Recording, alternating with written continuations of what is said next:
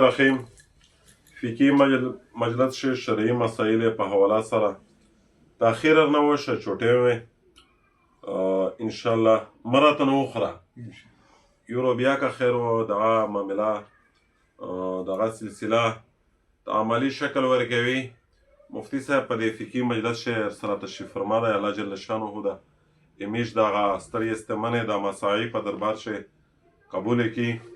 مسله دو اهمه مسله د کیل کود په حواله سره چې میژه په د کلینه کښې ډېر مناهي ډېر د ګناه خبرې دي چې میژه شکر کېږي او میژ د هغې احساس هم نه کوي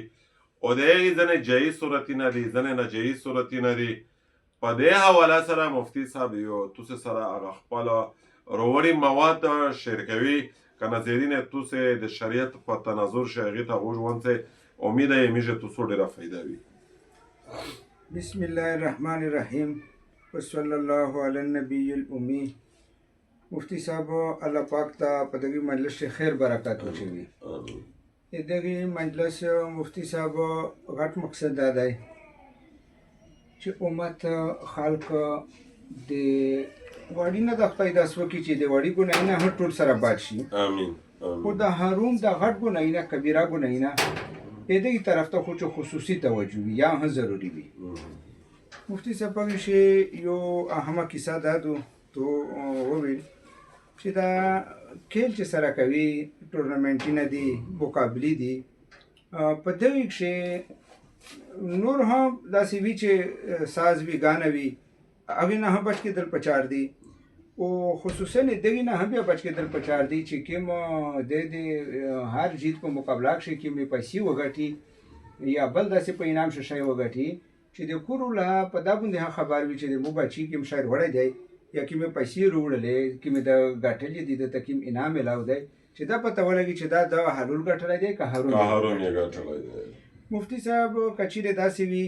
چې دوه ټیمونه مقابله ته سره اوسي او دې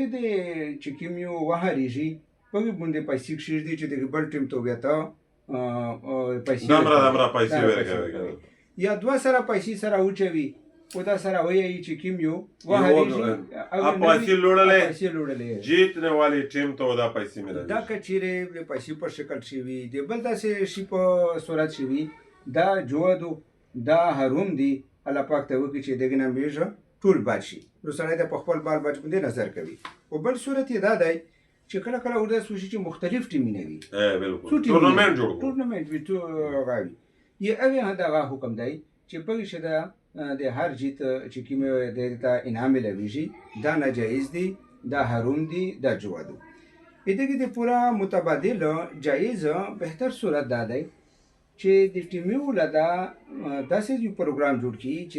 دا د خپل فیس خپل پیسې دا نه جمع کوي